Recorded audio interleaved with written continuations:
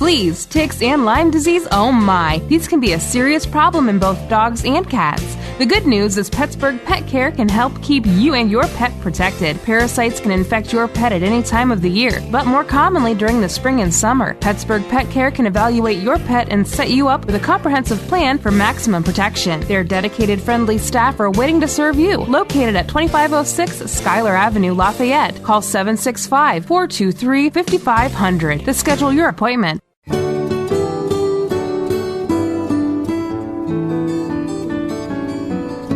It's the 98 Gold Pet Savers, sponsored by Pittsburgh Pet Care in Lafayette. Joining me on the phone this morning for our very first Pet Savers is Misha Anderson from the Animal Welfare League of Montgomery County, Indiana. Their mission is to save lives, to prevent pain, fear, and suffering, and to provide sanctuary and permanent homes for the unwanted, lost, and neglected animals, as well as to strongly encourage control of pet overpopulation through education. How's it going this morning, Misha? I'm doing great. How are you? Pretty good. Good. Now, this is our first Pet Savers segment, and you guys are located, where are you located exactly? We are located at 1104 Big 4 Arch Road in Crawfordsville. Okay. And now, I know from talking to you and one of your assistants yesterday that you guys got quite a large population of dogs there that are up for adoption, right? Oh, my goodness. Do we ever. We are equipped to house 33 dogs, and at this moment we have 51 in-house. Oh, my goodness. Yeah, so we have dogs everywhere. We have dogs in my office, dogs in our break room. So we are making room, and they're loving life because they don't have to be in the kennels. However, it makes cleaning hard, and it makes, bringing in any new animals extremely challenging. Oh, I can imagine. Imagine. Now, what are some of the breeds that you have? We have everything under the moon. We don't have a lot of small dogs right now, which is part of our problem. Most of our dogs that we have are medium to larger breed dogs. Right. So that's when it gets a little bit tricky. And we also have a unique situation where we've had a lot of dogs surrendered to us in pairs. Oh. So that makes it tricky, too, because these dogs, like the two we're going to talk about today, they've never been apart. So they've been together for 4 years. Oh. So for me to say that it's good to separate them, I don't know that I can do so. You know, would we if the opportunity arose? Absolutely. But in this situation, to keep stress at a bay, we're going to let them house together.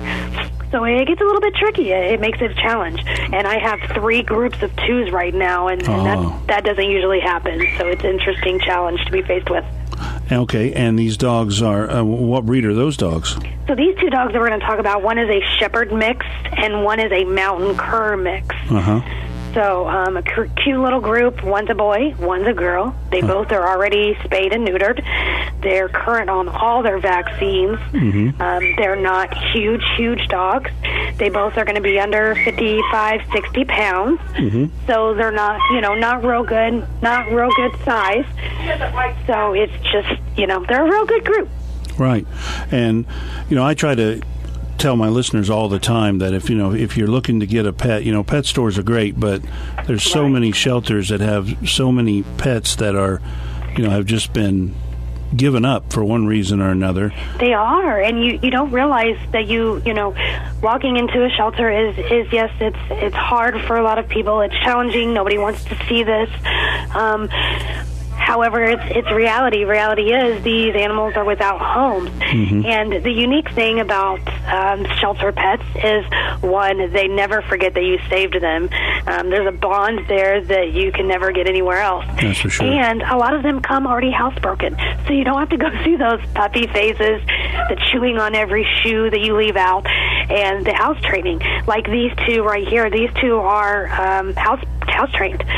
So they, should transition really well into a house. The owner surrendered all of their items with them. They both are going to come with all of their things, their crates and everything, their original toys.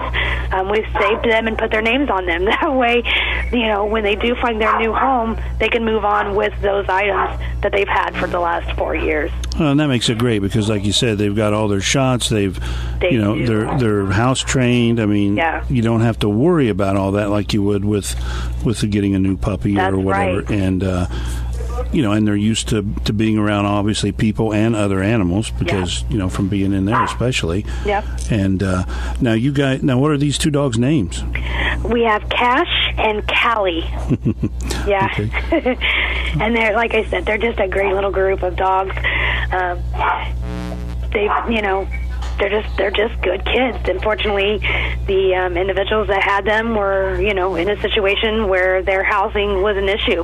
And we get a lot of that. Somebody's moving, they're moving to an apartment, or, unfortunately, with times the way they are, sometimes people are losing homes, losing jobs. There's an array of different situations that arise that cause people to lose their pets, and it's unfortunate that they have to pay for it. But it is what it is, and we're here to pick up the pieces and move on and find them their new forever home. All right. Now, and you guys at the shelter, you accept donations, and what other things do you accept? We sure do.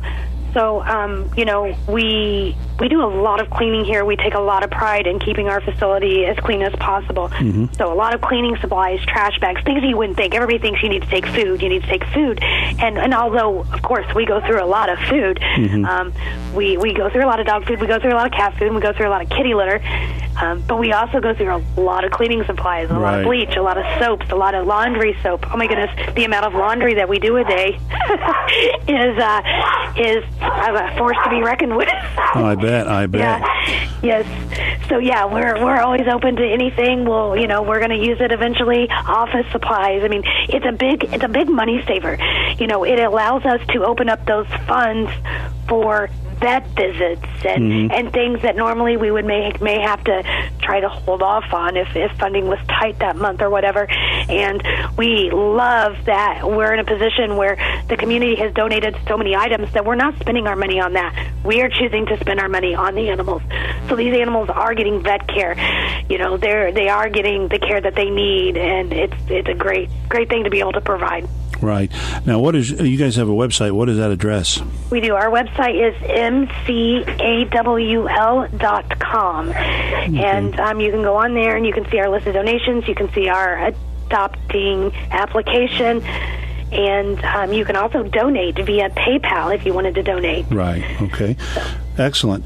All right. Well, I know you have somewhere to be. I appreciate you joining us this morning, and we'll look forward to getting pictures of Cash and Callie to include on our video for our social media and everything. All right. I will send those right over.